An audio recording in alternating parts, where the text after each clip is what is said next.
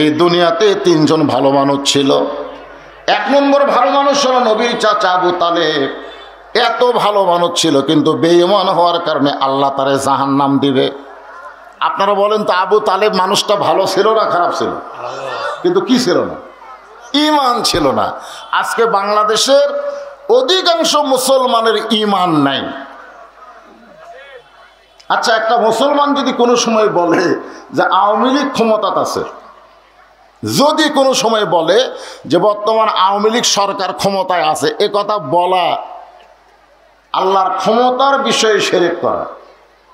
কারণ সূরা মুলকের মধ্যে আল্লাহ তাআলা বলে দিয়েছেন, অহু আলা কুল্লি শাইইন কদির, প্রত্যেকটা বিষয়ের উপরে একমাত্র ক্ষমতাকার। তাহলে এখন ক্ষমতায় কে আছে? আরো জোরে বলেন। যদি কেউ বলে অমুক দল ক্ষমতায় আছে, তাহলে বুঝবেন আল্লাহর ক্ষমতার ব্যাপারে ও মুশরিক হয়ে গেল, ওর ঈমান শেষ। নতুন করে আবার কলমা পড়তে হবে। এই জন্য এক নম্বর হলো ঈমান। সাহাবেরা জিজ্ঞাসা করলেন, ইয়া রাসূলুল্লাহ, ঈমান সম্পর্কে আমরা জানতে চাই, ঈমানের গুরুত্ব কম না বেশি? এই জন্য ঈমান সম্পর্কে আমরা একটু জানবার চাই।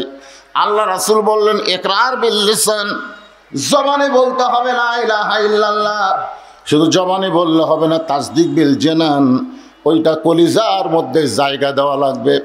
কলিজার মধ্যে যারা ঈমানকে জায়গা দিবে, তাদের কাছে জীবনের চাইতে ঈমানের গুরুত্ব বেশি হবে।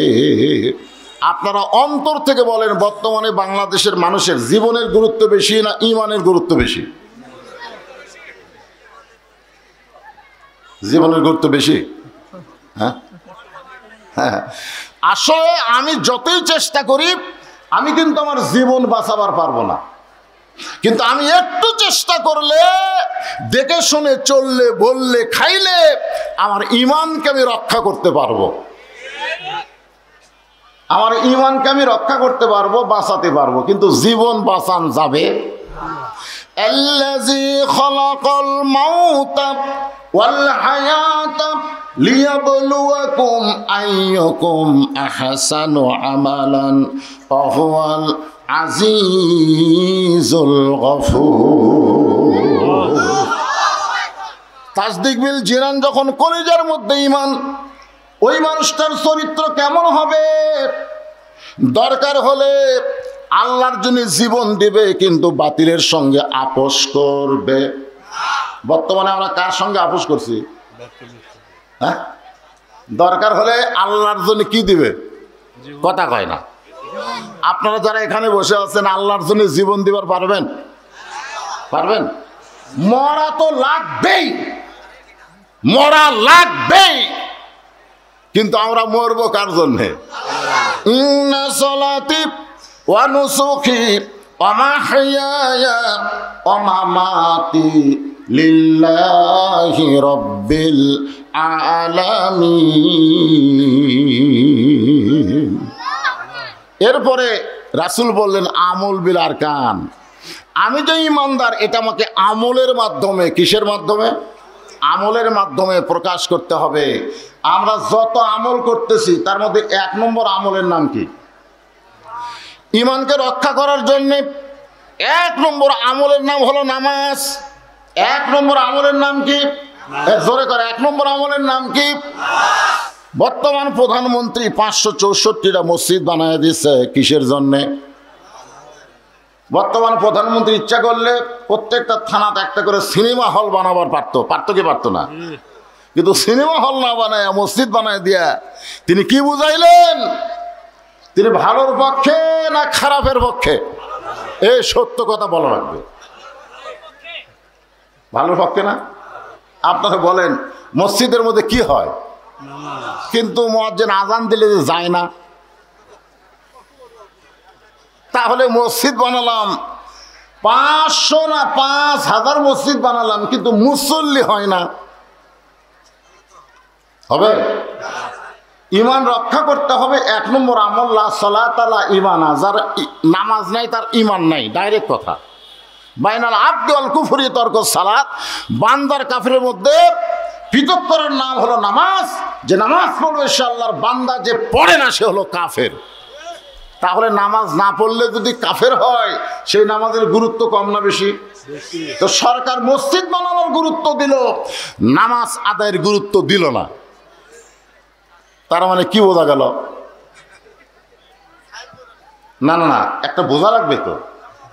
এখানে আল্লাহ বলতেছেন আল্লাযীনা ইম্মাক্কান্নাহুম ফিল আরদ, মুসলমানের মধ্যে কাউকে যখন ক্ষমতা দেওয়া হয়, ক্ষমতার মালিককে?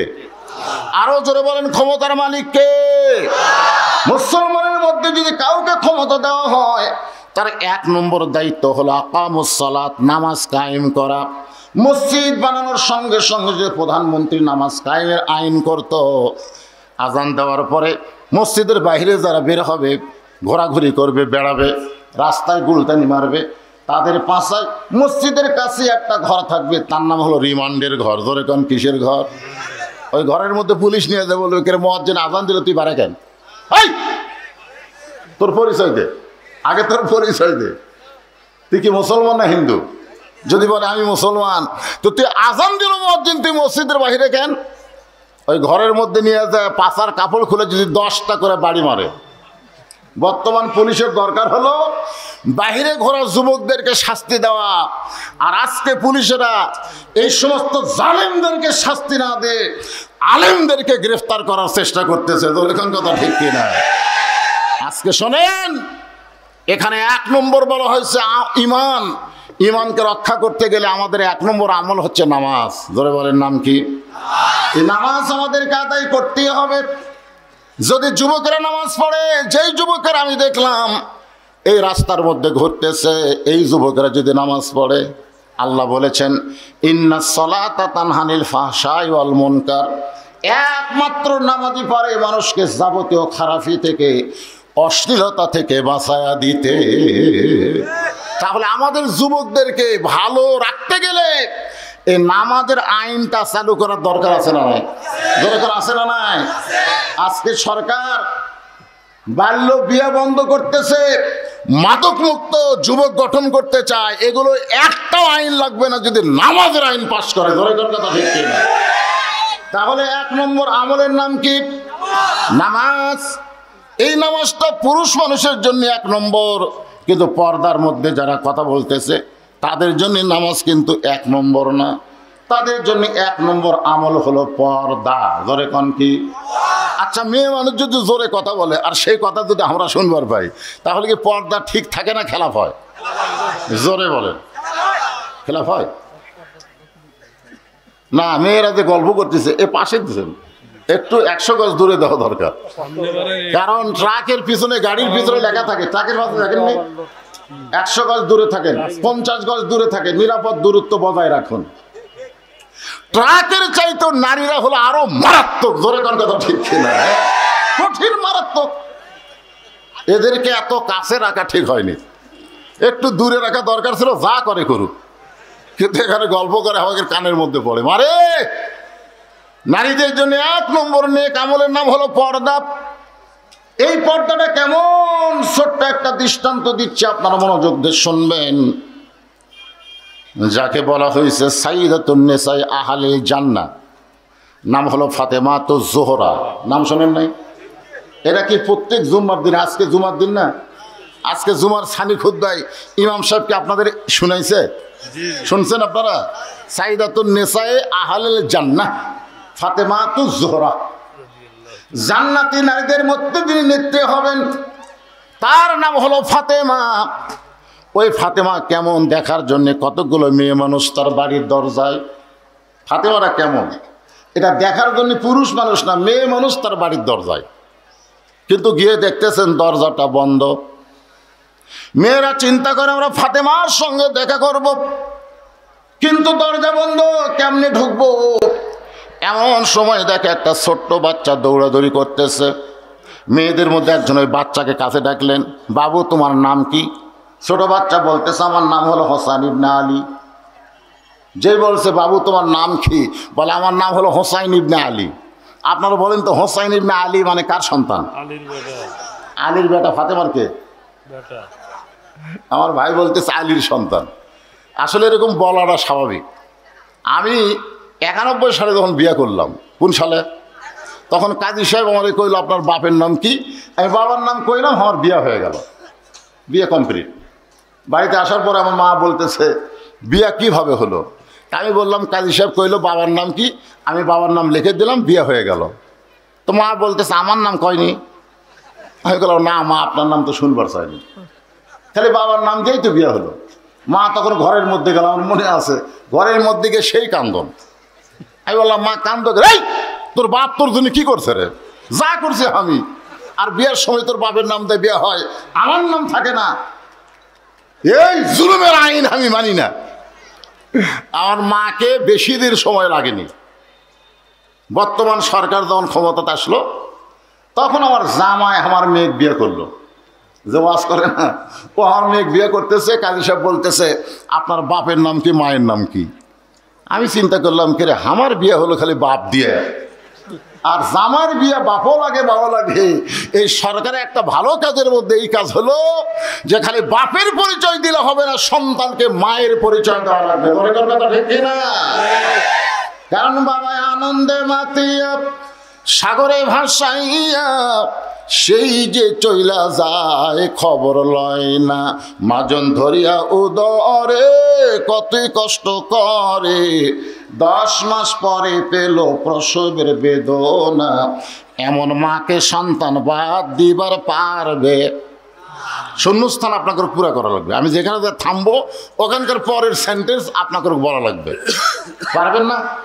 সবাই বলবেন, তাহলে দেখবেন ওয়াজ বক্তা শ্রোতা একেবারে একাকার হয়ে যাবে, আপনাদের বুঝতে আর কোনো কষ্ট থাকবে না। ছোট্ট ছেলেটা বললো আমার নাম হলো হোসেন ইবনে আলী। মেয়েরা বুঝতে পারলে এটাই ফাতেমার সন্তান। একজন মেয়ে বলতেছে বাবা তোমার মায়ের সঙ্গে আমরা একটু দেখা করবার চাই, তুমি কি তোমার মায়ের কাছে গিয়ে আমাদের জন্য দরজা খোলার ব্যবস্থা করতে পারো? হোসেন বলতেছে আপনাদের কোনো টেনশন নাই, আমি যাচ্ছি। এই কথা বলার সঙ্গে সঙ্গে খেলাধুলো বাদ দেয়া হোসেন রাদিয়াল্লাহু ছোট্ট মানুষ, এক দৌড়ে মায়ের ঘরের দরজায়, একটা ঘর টপকায়া মায়ের ঘরের দরজায়, যে ঘর হোসেন টপকাইছে ওই ঘরের ভিতরে হযরত আলী আল্লাহর কোরআন তেলাওয়াত করতেছে। ইন্নামাল মুমিনুনা আল্লাযীনা ইযা যুকিরাল্লাহু ওয়াজিলাত কুলুবুহুম ওয়া ইযা তুলিয়াত আলাইহিম আয়াতুহু জাদাতুহুম ঈমানাও ওয়া আলা রাব্বিহিম ইয়াতাওয়াক্কালুন।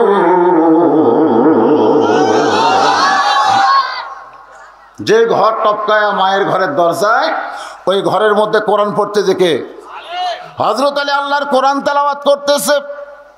আপনারা বলেন তো কোরআন তেলাওয়াত শোনার পরে মানুষের ঈমান বাড়ে না কমে?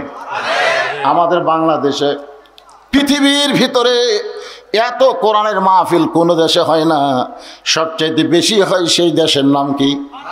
আরো জোরে কোন? হায় হায় রে, এত কোরআনের মাহফিল পৃথিবীর কোনো জায়গা হয় না। আর এইরকম কষ্ট করে পৃথিবীর কোনো রাষ্ট্রের মানুষ কোরআনের ওয়াজও শোনে না। আরামের বিছনা বালিশ বাদ দিয়ে খেড়ের উপর বসে আছেন, তারপরেও মানুষের ঈমান দিন দিন বাড়তিছে না কমতিছে? হ্যাঁ, তার মানে কি বোঝা গেল? হযরত আলী যে তেলাওয়াত করতেছেন, মুমিন কারা? পাইকারের সবাই মুমিন না। যারা মুমিন হবে তাদের 4টা বৈশিষ্ট্য থাকা লাগবে। 1 নম্বর বৈশিষ্ট্য হলো ইজা যুকিরাল্লাহু ওয়াজিলাত কুলুবুহুম, যখন তারা আল্লাহর জিকির করবে, এই জিকির করার কারণে তাদের অন্তরের মধ্যে তড়পড়ানি শুরু হবে। সুবহানাল্লাহ কোন? ওয়া ইজা তুলিয়াত আলাইহিম আয়াতুহু, যখন তারা কোরআনের আয়াত শুনবে, কোরআনের তেলাওয়াত শুনবে, এই তেলাওয়াত শোনার সঙ্গে সঙ্গে আল্লাহ পাক তাদের ঈমান বাড়ায়া দিবে। হযরত আলী কোরআন শরীফ পড়তে পড়তে দেখে ছেলে তার মায়ের ঘরের দরজায়, সঙ্গে সঙ্গে কোরআন পড়া বন্ধ করে দিয়ে বলেন এই থাম থাম। হোসেন রাদিয়াল্লাহকে থামাই দিয়েছে বাপে। এখান থেকে একটা শিক্ষা আমাদের নিতে হবে, আপনি যতই ইবাদত করেন আপনার সন্তান কি করতেছে এদিকে বাবার খেয়াল করার দরকার আছে না নাই? হযরত আলী কি পড়তেছে? কোরআন পড়তে তো কোনো দিকে খেয়াল করার দরকার না। অথচ তার সন্তানকে তিনি থামায় নেন। একটু মনোযোগ দেবেন, আপনি যত ইবাদত করেন না কেন, আপনার ইবাদত তখন কবুল হবে যখন আপনার সন্তান সন্ততির দিকে আপনি খেয়াল রাখবেন। কি করবেন? তাহলে আপনি যারা বাবারা এখানে বসেছেন, আপনার ছেলে যদি মেলাদ ঘরে, আপনার খেয়াল করার দরকার আছে না নাই? আপনার ছেলে সকালে বাড়ি থেকে বের হয়ে যায়, সন্ধ্যার সময় বাড়িতে আসে, আপনার ছেলে কি করতেছে বাবা হিসেবে আপনার খেয়াল করার দরকার আছে না নাই? দরকার আছে না নাই? খেয়াল করেন? করেন না? জাহান্নামের আগুন থেকে বাঁচতে গেলে আপনি একলা বাঁচলে হবে না, আপনার আহাল পরিবার নিয়ে বাঁচা লাগবে। হুকুম কার? আরো জোরে বলেন, হুকুম কার? আপনার ছেলের 22 বছর বয়স, রাত 3টা পর্যন্ত আর্জেন্টিনার খেলা দেখে, মেসি কিভাবে গোল করে এগুলো সব দেখে, কিন্তু আসসালাতু খায়রুম মিনান নাম শোনার সাথে সাথে ঘুমায়া যায়। আপনি কোনোদিন খেয়াল করছেন? আপনি খেয়াল করছেন? আপনার মেয়ে 17 বছর বয়স, সরকারি আইন হলো 18 বছর আগে বিয়ে দেওয়া যাবে না। এখন 17 বছরের মেয়েটা কি করতেছে বাবা হিসেবে আপনার খেয়াল করার দরকার আছে না নাই? আপনার মেয়েটা ফাতেমা হচ্ছে না পরিমণি হচ্ছে, এটা গ্রামের লোক দেখার আগে আপনাকে খেয়াল করা লাগবে। আপনি খেয়াল করবেন আপনার মেয়েটার সাইজ কিরকম। ওই যে হাই হিল পরে কিলকিল করে ঘুরতেছে, ওর এই বেপর্দা চেহারা দেখে গ্রামের সমস্ত ছেলেরা মুনির খানের মতন বিরহের গান গাচ্ছে। আপনি বাবা হিসাবে খেয়াল করবেন না? সন্তানের দিকে খেয়াল করার দরকার আছে না নাই? আফজালু জিকির তেলাওয়াতুল কোরআন, সবচাইতে উত্তম জিকির হলো আল্লাহর কোরআন। সেই কোরআন তেলাওয়াত বাদ দিয়ে তার সন্তানকে থামাইছে। থাম, বাইরে খেলাধুলা করতেছিলি ভালো, খেলাধুলা বাদ দিয়ে মায়ের ঘরের দরজা কেন? কি হোসেন বলতেছে, বাবা কতগুলো মেয়ে মানুষ দরজায় দাঁড়িয়ে আছে, তারা আমার মায়ের সঙ্গে দেখা করবে, আমার মা তাদের সঙ্গে দেখা করবে কিনা এটা জানার জন্যে মায়ের দরজা খুলতে চাই। হযরত আলী বলতেছে, তোমার বয়স কত? তুমি যে মায়ের দরজা খুলতে চাও, তোমার বয়স কত? হোসেন বলতেছে, আপনি ভালো জানেন। ছেলের বয়স কত কে ভালো জানে? এই ছেলের বয়স কত মাও জানে না? মাও জানলে রাসূল কয় তারিখে দুনিয়াতে এসেছে এটা কিন্তু আমেনা বলে যেত, কিন্তু আব্দুল্লাহ মায়ের পেটে থাকতেই রাসূলের বাবা মারা গেছে। এই জন্য পৃথিবীর কোনো ঐতিহাসিক কয় তারিখে রাসূল দুনিয়াতে এসেছে এটা নির্দিষ্ট করে বলতে পারেনি। কেউ বলেছে রবিউল মাসের 1 তারিখে, কেউ বলেছে 7 তারিখে, কেউ বলেছে 9 তারিখে, কিন্তু রাসূল যে কয় তারিখে বিদায় নিছে এইটা দুনিয়ার সমস্ত মানুষ জানে। কারণ ওই সময় রাসূলের 1.5 লক্ষ 1.5 লক্ষ সাহাবী ছিল। জোরে কোন সুবহানাল্লাহ। তাহলে জন্ম তারিখ বাবা না থাকলে এইটা নির্দিষ্ট করে বলা কঠিন। মা এইটা করে না, এটা করে বাবা। আলী বলতেছেন, তোমার বয়স এখন 4 বছর। জোরে কোন কয় বছর? 4 বছরের বাচ্চা যখন তখন মায়ের ঘরে ঢুকতে পারবা না। খুব খেয়াল করবেন ইসলামী শরীয়ত। 4 বছরের বাচ্চা যখন তখন মায়ের ঘরে ঢুকতে পারবা না। 2 বছরের বাচ্চা যদি হয় যখন তখন মায়ের ঘরে ঢোকো, কোনো সমস্যা নাই।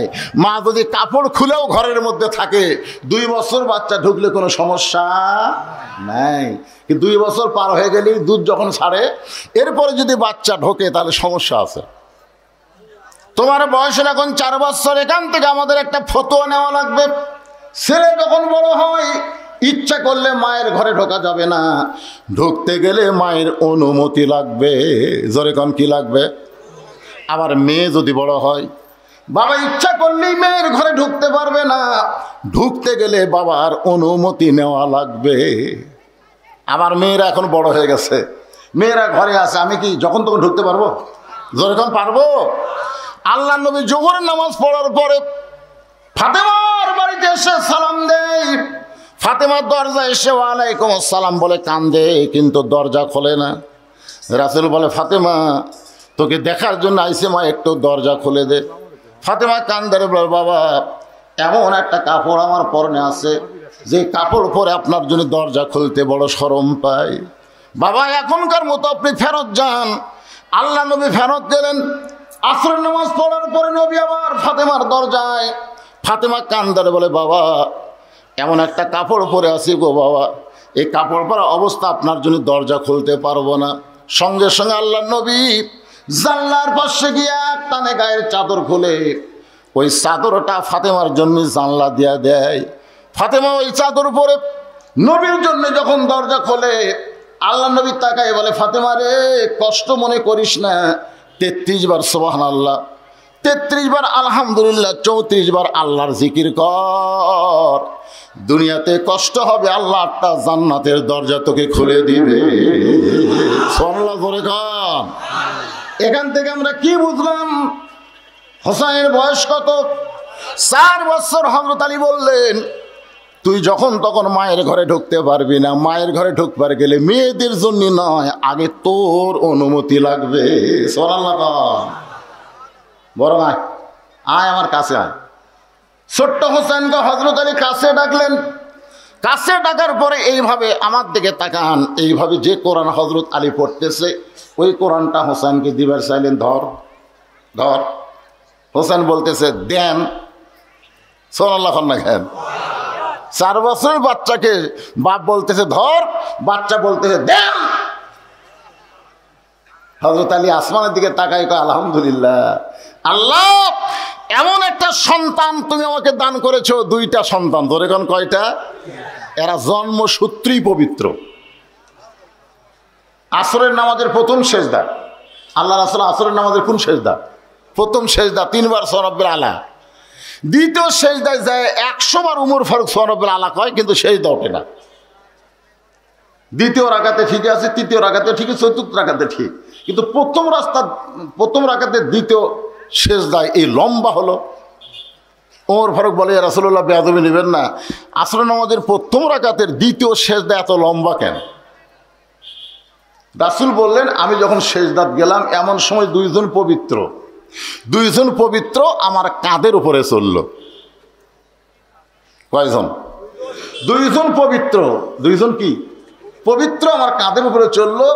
আমি নামাজ পড়া অবস্থায় ওদেরকে পিঠ থেকে নামাতে চাইলাম, কিন্তু নামাজের মালিক আল্লাহ বলতেছি, ইয়া রাসূলুল্লাহ আমার নামাজের কারণে ওদেরকে পিঠ থেকে নামাবেন না। আমি আল্লাহ এত ভালোবাসি, যতক্ষণ আপনার পিঠে থাকবে আপনি সেজদাই তুলবেন না। সুবহানাল্লাহ। তার মানে কি বুঝলেন? হাসান হোসেন জন্মসূত্রে পবিত্র। যেই মাত্র বাবা বলছে ধর, সঙ্গে সঙ্গে বলতেছে দেন। তার মানে মায়ে শিখাইছে সবসময় পবিত্র অবস্থায় থাকা লাগবে। প্রথম শিক্ষাটা সন্তান পায় কার কাছে? আরো জোরে বলেন না কেন, কার কাছে? আর এখনকার মায়েরা কি করতেছে? কানলে মোবাইল চালু করে দেয়, ভাত খাবার না চাইলে মোবাইলের গেম দেখে দেখে ভাত খেলে। জোরে কোন কথা ঠিক কিনা? এখনকার মায়েরা ছোট বাচ্চাকে মাদ্রাসায় না পাঠায় প্রাইমারিতে পাঠাইতেছে। প্রাইমারিতে গেলে নাকি উপবৃত্তি পাবে, আর মাদ্রাসায় গেলে কিছুই পাবে না। এখন প্রাইমারিতে কোমলমতি শিশু বাচ্চা, একটা বেগুনা মাসুম যার কোনো পাপ করার বয়স হয় নাই, ওই বয়সে গিয়ে তাকে পাপের বই হাতত দিছে। পাপের বই। ধরে কারণ কিসের বই? পাপের বই মানে সত্যি কথা না মিথ্যা কথা? মিথ্যা কথা। আইরে আইটিয়ে নায়ে ভরা দিয়ে নালে গেল বোয়াল মাসে, তাই না দেখা ভদর নাচে। আসলে এটা কেউ বাদী না হলো, আওয়ামী লীগ বাদী হওয়া লাগতো। একটা নৌকা লিয়া কি একটা বেহাল অবস্থা। আইরে আইটিয়ে নায়ে ভরা দিয়ে নালে গেল বোয়াল মাসে। বোয়াল মাছ যদি নৌকা লিয়া যায় এটা দাঁড়াবি কাতরে। এরপরে ওই মাসুম বাচ্চার হাতে আর একটা শিক্ষা দিচ্ছে, আগডুম বাগডুম ঘোড়াডুম সাজে, ঢাক ঢোল ঝাঁঝর বাজে, বাজতে বাজতে চললো ঢুলি। আপনার বলেন তো এর মধ্যে একটা কথা সত্যি আছে? আমার এই কোমলমতি মাসুম বাচ্চাকে প্রথম যে বইটা দিলাম এটা হলো মিথ্যার বই। আর মিথ্যার বই ওই হেফজ করে ওই কি ভালো হবে? আমি দেখছি পিঠের উপরে ব্যাগ, প্রাইমারি ক্লাস 2 এর ছাত্র পিঠের উপরে স্কুলের ব্যাগ ওই খাড়া হয়ে মারতেছে। এই যন্ত্র একদিক ব্যাগে করে খাড়া হয়ে মারতেছে। এই পাগল বস, দাঁড়ায় পেশাব করা যায়? এই কোথায় পড়িস? প্রাইমারিতে। কোন ক্লাসে? টুয়ে পড়ি। তো কেমনে পেশাব করা লাগে তোর স্যার তোকে শেখায়নি? ও তখন বলতেছে চাচা দেখি খন প্রাইমারি পেশাব খানার যায় দেখে আমার স্যারই খাড়ায় পেশাব করে। তাহলে যে শিক্ষার মধ্যে শিক্ষক পর্যন্ত দাঁড়ায় পেশাব করে, আপনার মাসুম বাচ্চাকে সেই শিক্ষা দিবেন আর ছেলে ভালো হবে, এইটা কখনো কল্পনা করা যাবে না। কারণ শিক্ষাটা দরকার ভাই, আর এই শিক্ষাটা ছোট অবস্থায় দেওয়া লাগবে। হযরত আলী হোসেনের হাতে কোরআন শরীফ দিয়ে ফাতেমার ঘরের মধ্যে ঢুকতেছেন। আপনার বলেন তো, সন্তান বড় হইলে মায়ের ঘরে ঢুকতে কি লাগবে? অনুমতি লাগবে। মেয়ে যদি বড় হয়, বাবা মেয়ের ঘরে ঢুকতে কি লাগবে? কিন্তু স্বামী বইয়ের ঘরে ঢুকতে কোনো অনুমতি যখন তখন যায় না। মাশাআল্লাহ, যখন তখন কি সুন্দর করেছে, ঢোকা যায়। দলিল কি? এই দলিল আছে না? দলিল হলো হুন্না লিবাসুল লাকুম ওয়া আনতুম লিবাসুল লাহুন্না। আল্লাহু আকবার, আল্লাহু আকবার। নবী আমার ঘরের মধ্যে বসে আছেন। নবী, এ মায়েরা মনোযোগ দিয়ে শোনেন, আল্লাহর নবী রে আমার ঘরের মধ্যে ঢুকতে কোনো হুকুম লাগবে? নিজের ইচ্ছায় দরজা খুলে তাকায় দেখে ফাতেমা ডান হাতে আল্লাহর কোরআন তেলাওয়াত করতেছে আর বাম হাতে জাতা ঘুরাইতেছে। দরজা খোলার পরে, অন্দরমহলের দরজা খোলার পরে আলী দেখতেছে ফাতেমা বাম হাতে জাতা ঘুরাই আর ডান হাতে কোরআন তেলাওয়াত করে। এই দৃশ্য দেখার পরে হযরত আলী চোখ দিয়ে দরদর করে পানি পড়তেছে। আল্লাহ, ভাঙ্গা ঘরের মধ্যে তোমার রহমতে এমন একটা বউ পাইছি যে বউটা আমার দুনিয়ার জান্নাত হয়ে গেছে। আল্লাহ, কি বউ রে! বাম হাতে দুনিয়া, ডান হাতে আখেরাত। সুবহানাল্লাহ। বাম হাতে ছাতা ঘুরে, ডান হাতে কোরআন পড়ে, এরকম বউ পাওয়া হলো ভাগ্যের ব্যাপার। আর আমরা দরজা খুললে দেখি হিন্দুদের চ্যানেল স্টার জলসা, জি বাংলা, ওই নাটকগুলো দেখতে গিয়ে হরি হরি লো লো লো লো লো, আমাদের বউগুলো এটাই করতেছে। ধরে কথা কর না কেন? এই মায়েরা, স্টার জলসা, জি বাংলা যদি দেখেন আর বন্ধুদের শোনেন, একই পলিথিন ব্যাগের মধ্যে 4 তেল। ধরে কোন কয় তেল? আগে বলছে ভাই আমার সরষের তেল লাগবে, 1 পদ দিছে। বলতেছে ভাই রে, বউ তো বলতেছে মাথার চুল তো তেল দেওয়া লাগবে, তো নারকেলের 8 পোয়া নারকেল 8 পা কার এর মধ্যে দে, অত ব্যাগের কি দরকার? কিন্তু তখন পরে বলতেছে ভাই রে, সোয়াবিন হয় না রে, ½ কেজি দে। ভাই এই মধ্যে দে, কিন্তু আমি যদি লেই তোর অসুবিধা কি? লাস্টে বলতেছে ভাই মাঝে মধ্যে কারেন্ট যায় রে, আবার বেনা হারকিনের যুগ ফেরত আসে, দে ½ কেজি কেরাসিন দে।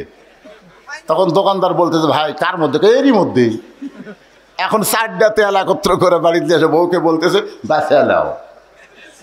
বলে কি বাঁচবো? সরিষা, নারকেল, সোয়াবিন, কেরাসিন। কয় ব্যাগ? বলে 1 ব্যাগ। হায় হায়, আপনারা বলেন তেল আছে? বেতাল হয়ে গেছে। বুঝলি, সেদের ওয়াজও শুনবে, আবার স্টার জলসা, জি বাংলা দেখবে, এরা আসলে বেতাল হয়ে গেছে। ধরে কোন কথা ঠিক কিনা? আজকে মায়েদের ওয়াদা দেন, মান তাশাব্বা বিকওমিন ফাহুয়া মিনহুম। রাসূল বলেছেন, বুখারী শরীফের হাদিস, যে জাতকে যে অনুসরণ করবে ওই জাতের সাথে হাসর হবে। তাহলে আপনি ভারতের স্টার জলসা, জি বাংলা দেখেন, হিন্দুদের সাথে আপনাকে জাহান্নামে যাওয়া লাগবে। তা আপনার বউ যদি এগুলা করে, আপনার কিছু করার দরকার আছে না নাই? কি করবেন? পিটন। ইসলামে পিটনের কথা আছে। আমার এক ওয়াজ শুনছেন সে 2007 সালে, যে তোমরা মাঠটা দিবে না, একটু ফোঁস করা লাগবে। ফোঁস বোঝেন না? এই আর একবার যদি স্টার জলসা, জি বাংলা চালু দেখি, তোর টুটির উপরে পাও দেবো, 3 হাত জিব্বা বের করো। জিব্বা কি 3 হাত হবি? ওটা একটা ঝাঁকি।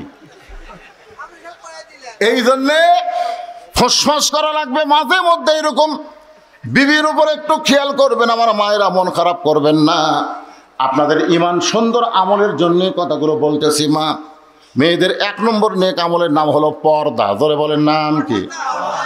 চোখে যদি পর্দা থাকে, তাহলে ভারতের চ্যানেলের দেবর ভেবের প্রেম কোনোদিন মেয়েরা দেখতে পারবে না। আমার মায়ের একটু মনোযোগ দা শোনেন। এখন হযরতের এই দৃশ্য দেখার পরে মনে মনে কথাগুলো বলছে, তারপরে জবান ফসকে বার হয়ে গেছে। জবান ফসকে আমার সঙ্গে সকলে পড়েন, রব্বানা আতিনা ফিদ দুনিয়া হাসানাতাও ওয়া ফিল আখিরাতি হাসানা ওয়া কিনা আযাবান্নার।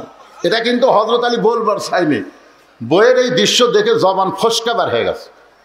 যেবার হয়েছে সঙ্গে সঙ্গে ফাতেমা জাতা ঘুরান বন্ধ করেছে, আবার কোরআন তেলাওয়াত বন্ধ। জাতা ঘুরানো বন্ধ, কোরআন তেলাওয়াত বন্ধ, সবগুলো বন্ধ করে এক দৌড়ে স্বামীর কাছে দরজায় এসে পায়ের বুড়া আঙ্গুলে ভর দিয়া স্বামীর কপালে একটা চুমা খায়। সুবহানাল্লাহ। আলী বলতেছেন, ফাতেমা আমি ঘরের দরজায় আর তুমি জাতা ঘুরান বন্ধ, কোরআন তেলাওয়াত বন্ধ করে আমার চুমা দিলে কেন? ফাতেমা বলে, স্বামী আপনি কি জানেন না, স্বামী যখন বিবির কাছে আসবে তখন বিবির সমস্ত কাজ কাম হারাম হয়ে যাবে, একটা মাত্র কাজ করা লাগবে, সেটা হলো স্বামীকে আনন্দ দেওয়া। ধরে কারণ কি দেওয়া? এ কথা কন না কেন?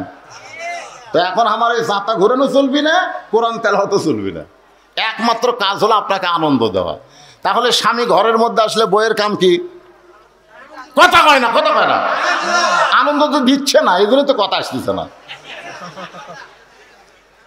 অনেক পুরুষ মানুষ কই বেড়াই ভালো রে, বাহিরেই ভালো রে, বাড়িতে গেলে খালি চিল্লা চিল্লি। ধরে কোন কথা ঠিক কেন? ওই বাড়ির যাওয়ার চায় না, কেবারে বাড়ি এই বাড়িতে এক জাহান্নাম আছে, দরকার নেই। মানে এমন খারাপ ব্যবহার স্বামীর সঙ্গে করতেছে। আল্লাহ রাসূল বলেছেন, ফাতেমা আল্লাহ ছাড়া কাউকে যদি সেজদা দেওয়ার হুকুম থাকতো তাহলে তোমাকে বলতাম আলীর পায়ে সেজদা কর, কিন্তু আল্লাহ ছাড়া অন্য কাউকে সেজদা দেওয়া যাবে না। এই কথার দ্বারা নবী বুঝাইলেন আল্লাহর পরে মেয়ে মানুষের কাছে এক নম্বর দামি ওই মহান ব্যক্তি হলো তার স্বামী। এখন আপনারা খুশি হয়ে গেছেন? মেয়েদের মধ্য থেকে ওরা ওটমোট কামড়ায়, যে স্বামী কপালত চুমা দিবার চায়, কিন্তু মুখের যে বিড়ে খাওয়ার গন্ধ, এখন কপালত চুমা দিবার গেলে পেট খারাপ হয়ে যাবে। হুজুর ফাতেমার সুন্নত আমরা আদায় করো, স্বামীর কপালে চুমা দিব, কিন্তু স্বামীর মুখের গন্ধ থাকা চলবে না। ঠিক কিনা? কথা কন না কেন? যারা বিড়ি খায় আপনার বলেন তো ঘর গন্ধায় না? ওই লোকের কাপড় গন্ধ হয় না? ওই যে বালুসর থাকে সেটা গন্ধ হয় কি হয় না? আর বউ কি হবে থাকবে? খুব কষ্ট নিয়ে আছে। এখন মায়েরা খুশি হতে থাক রে, এবারে হুজুরে অ্যাঙ্গেলে ডোজ দিছে। ফাতেমা যখন স্বামীর কপালে চুমা দেয়, হযরত আলী বললেন, ফাতেমা জাতা ঘুরান না হয় বন্ধ করলে, তাই বলে কোরআন তেলাওয়াত। ফাতেমা বলতে, স্বামী গো একমাত্র ফরজ ইবাদত বাদ দিয়া যত ইবাদত আছে ওই ইবাদত স্বামী যদি চায় তাহলে বাদ দিয়া স্বামীকে মহব্বত করা লাগবে। যদি স্বামী ডাক দেয়, বউ যদি নফল নামাজের মধ্যে থাকে, স্বামী ডাকতেছে ফাতেমা, তখন নামাজের মধ্যে বলতে হবে কি কন গো, কিন্তু ফরজ নামাজ যখন শুরু করবে তখন স্বামী ডাকলেও কথা বলা যাবে না, তবে গলা খাঁকড়ে দেওয়া লাগবে। স্বামী বুঝবে কথা না কয়ে যেন গলা খাঁকারে দিল, দেখি তো ভুলকি মারে কি করতেছে, ওরে বাবা নামাজ হতাছে। স্বামীর হুকুম ছাড়া কোনো বউ যুবক অবস্থায় রোজা রাখতেও পারবে না, নফল রোজা। ধরে কোন কি রোজা?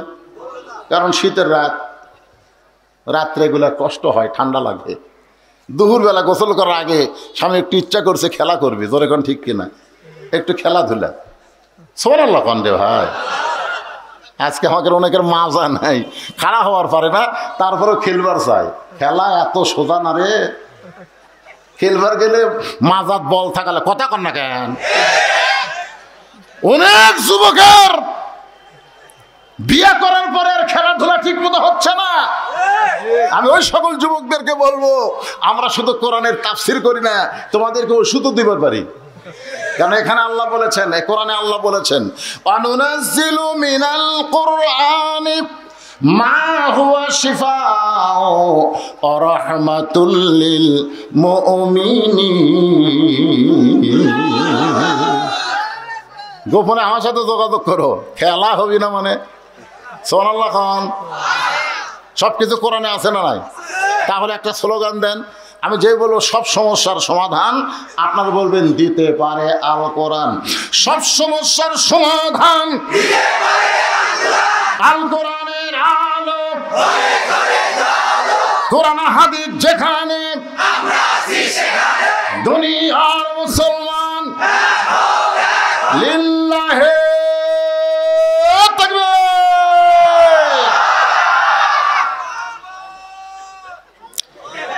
হযরত আলী বলতেছেন, ফাতেমা কোরআন শরীফ পড়া বাদ দিলা। ফাতেমা বলতেছে, যখন কাছে আসবে তখন নফল কোরআন শরীফ পড়াও চলবে। একটু মনোযোগ দিয়ে শুনবেন। আর মায়েদের জন্য কথাগুলো বলতেছি, এরা বেশি বেশি। স্বামী বলতেছে, আসো একটু গোসল করার আগে খেলা করি। বউ বলতেছে, আমি রোজা আছি। স্বামী কয়, কি রোজা গো? বলে, সোমবারে রোজা, শুক্রবারে রোজা। আপনি রমজানের রোজাই ঠিক মতো করবার পারেন না, আর আপনি নফল রোজা রাখতেছেন। হ্যাঁ, নফল রোজা করবেন, স্বামী যদি হুকুম দেয় তাহলে মেয়েরা নফল ইবাদত করতে পারবে। স্বামীর হুকুম ছাড়া করা যাবে না। একটু মনোযোগ দিয়ে শুনবেন। আলী বলে, ফাতেমা তোমার কপালে একটা চুমা খাবো। রাসূল বলেছেন, কোন স্বামী যখন বিবির কপালে একটা চুমা দেয়, তার আমল নামায় আল্লাহ একটা ওমরা হজের সওয়াব দেয়। খুশি না বেজার? আমি শফি ভাইকে বললাম, ভাই হজ করছেন? ভাই এবছর জানুয়ারি মাসে ওমরা করছি। ওমরা করতে গিয়ে 1.5 লাখ টাকা খরচ হয়, কিন্তু বইয়ের কপালে একটা চুমা দিলে আল্লাহ একটা কবুল ওমরা হজের সওয়াব দেয়। আলীও ফাতেমার কপালে চুমা দিলেন। এর নাম হলো প্রতিশোধ। তুই আমারে দিবার, আমি দিব না। সুবহানাল্লাহ, সুবহানাল্লাহ। ফাতেমা বলে, স্বামী গো, কোরআন শরীফ তেলাওয়াত করতেছিলেন, কোরআন তেলাওয়াত বাদ দিয়া বইয়ের কথা মনে হলো নাকি? আপনি তো এই সময় ঘরের মধ্যে ঢোকেন না। আপনি কোরআন তেলাওয়াত করছেন। পুরুষ মানুষ কোরআন তেলাওয়াত করবে জোরে জোরে, আর নারীরা কোরআন তেলাওয়াত করবে আস্তে আস্তে। আস্তে আস্তে কোরআন তেলাওয়াত করা লাগবে। কোরআন শরীফও মেয়েরা জোরে পড়তে পারবে না। ঘরের মধ্যে কোরআন পড়তেছে, রাস্তাতে যাওয়ার সময় একটা পুরুষ মানে দাঁড়ায় শুনতেছে, গলা তো ভালোই রে, সেই গলা রে। মায়েদের জন্য বলতেছে, মা জোরে কোরআন তেলাওয়াত করা যাবে না। যদি যাইতো তাহলে পুরুষ মানুষ ফরজ নামাজ, বিশেষ করে মাগরিব এশা ফজরের নামাজ যদি বাড়িতে পড়ে, তারা কিন্তু জোরে কোরআন তেলাওয়াত করে। জোরে গান ঠিক কিনা? কিন্তু মেয়েরা যত নামাজ পড়ে, কোনোদিন কি শুনছেন তারা জোরে কোরআন তেলাওয়াত করে? কোরআন তেলাওয়াত বাদ দেয় ঘরের মধ্যে কেন? আলী বলে, ফাতেমা তোমার হোসাইন। যে বলছে তোমার হোসেন, সঙ্গে সঙ্গে ফাতেমা চমকে বলে, আমার হোসেন আবার কি করলো? আলী বলে, ফাতেমা হোসেনের নামটা শুনে তুমি চমকে ওঠো কেন? ফাতেমা বলে, স্বামী গো, আল্লাহর নবী দুনিয়া থেকে বিদায় নিয়েছে কয়েকদিন আগে নবী বিদায় নিয়েছে। আমার বাবা বিদায়কালে বললেন, ফাতেমা আমি দুনিয়া থেকে বিদায় নেওয়ার 6 মাস পরে তোকেও আবার আমার কাছে আসতে হবে। মারে মা, এই 6টা মাস তো একটা হাসান হোসেনকে খেয়াল রাখবে মা। এই 2টা সন্তান বড় এতিম হয়ে যাবে। নানা দুনিয়া থেকে বিদায় নেওয়ার পরে 6 মাস পর্যন্ত ফাতেমা জীবিত ছিল। যে হাসান হোসেন নানাকে খুঁজে না পাইয়ে যখন বাড়িতে আসতো, ফাতেমা তাকায় দেখতো 2টা সন্তানের চোখ রক্তের মতন লাল। 2জনকে বুকের মধ্যে নিয়ে বলে, বাবু তোমরা কি খাওয়া দাওয়া করবা না? হাসান হোসেন বলে, মা গোটা মদিনা খুঁজলাম মা, কিন্তু আমার নানাকে আমরা আর খুঁজে পাইলাম না। রাসূল বলে, ফাতেমা হাসান হোসেন যতদিন নানা নানা বলে কানবে, খবরদার আমার রওজার কথা বলতে পারবি না। এরা 2 ভাই যদি রওজার কাছে গিয়ে বলে, নানা ফাতেমা রে, আমি নবী আর ঘুমের মধ্যে থাকতে পারবো না, আমি হাসান হোসেনকে এত ভালোবাসি, ওদের ডাক শোনার পরে আমার ঘুম ভেঙে যাবে। এ কথাটা দ্বারা বোঝা গেল আমাদের নবী কিন্তু রওজার মধ্যে মরা না। মরা এখন হেজাতি কিছু বক্তব্য আছে। হেজাতি, এই হেজাতিরা কয় নবী হামাকের মতোই মরে গেছে। কিছুদিন আগে ইউটিউবে দেখলাম এক বক্তা বলতেছে নবী পৌঁছে গেছে। নাউজুবিল্লাহ, জোরে কবেন না। আমার সঙ্গে যুবকেরা তোমরা একটু বলো, মুরব্বীরা পারবেন না, যুবকেরা তোমরা একটু আমার সঙ্গে হো হো করে বলবা, ইসলামের আলো জ্বালায়া দিয়া নবী ঘুমায়া আসেন সোনার মদিনায়। আপনি যে দরুদ পড়েন না নবীর উপরে, এই দরুদগুলো মদিনায় নবীর কাছে জমা হয়। সুবহানাল্লাহ খান, এখান থেকে প্রমাণ হয়ে গেল যার কাছে জমা হয় সে কোনোদিন মৃত্যু না, সে হলেন হায়াতুন নবী। জোরে বলেন ঠিক কি না? আল্লাহ নবী বলে, ফাতেমা হাসান নিয়ে আমার কোনো টেনশন নাই রে ফাতেমা, দুনিয়া থেকে বিদায় নেওয়ার আগে আমার বড় টেনশন। হোসাইন বড় জেদি, ওর প্রতি একটু বেশি বেশি খেয়াল রাখবি মা। ফাতেমা বলে, স্বামী গো, আমার হোসাইন এমন কি করলো যেটা নালিশ দেওয়ার জন্য আপনি ঘরের মধ্যে ঢুকছেন? আলী বলে, ফাতেমা নালিশ দেওয়ার জন্য না, দরজায় কতগুলো মেয়ে মানুষ দাঁড়ায় আছে, তারা একটু তোমার সঙ্গে দেখা করবার চায়। তার সঙ্গে তোমার সঙ্গে দেখা করবার চাই, এই খবর হোসাইন দিবারাই ছিল, কিন্তু ওর বয়স হয়েছে 4 বছর, এই জন্য অন্দর মহলে ঢুকতে দেই নাই। বরং হোসেনের হাতে এখন আল্লাহর কোরআন শরীফ দিয়া আমি স্বামী তোমার ঘরের মধ্যে ঢুকছি। সঙ্গে সঙ্গে ফাতেমা মুস্কি মুস্কি হাসে আর বলে, আলহামদুলিল্লাহ আলহামদুলিল্লাহ। আলী বলে, ফাতেমা মুস্কি হাইতে আলহামদুলিল্লাহ কেন পড়তেছো? ফাতেমা বলে, স্বামী গো, ওই বাবা মা সবচাইতে বড় ভাগ্যবান যার শিশু বাচ্চার হাতে থাকবে আল্লাহর কোরআন। লিল্লাহি তাকবীর। ওই বাবা মা হলো সবচাইতে বড় ভাগ্যবান যার শিশু বাচ্চার হাতে থাকবে কি? আল্লাহর কোরআন। আজকে আমাদের শিশু বাচ্চাদেরকে কোরআনের মাহফিলের 1 নম্বর মেসেজ হলো, ছোট ছোট বাচ্চাদের হাতে কোরআন শরীফ দেওয়ার দরকার আছে না নাই? জোরে কোন আছে না নাই? খালি মুখ দেখলে হবে না, আছে মার্কা আছে। কোন সে মার্কা? আল কোরআন। জোরে কোন মার্কা আছে? কোন সে মার্কা? আরো জোরে জোরসে বলুন। শিক্ষা আছে? কোন সে শিক্ষা? একমাত্র শিক্ষা, যে শিক্ষা ধরবার গেলে ঠেলা আছে। কখনোই তোমরা ধরতে পারবা না, স্পর্শ করতে পারবা না যতক্ষণ তোমরা পবিত্র না হবা। যেটা ধরবার গেলে পবিত্র হওয়ার আগে, তাহলে আপনার মাসুম বাচ্চাকে এই কোরআনের শিক্ষা দিলে ও আর কোনোদিন অপবিত্র হবে না। জোরে করে কথা ঠিক না? কারণ ছোট থেকে যা শিখবে ওই শিক্ষার উপরে নৈতিকতা গড়ে উঠবে।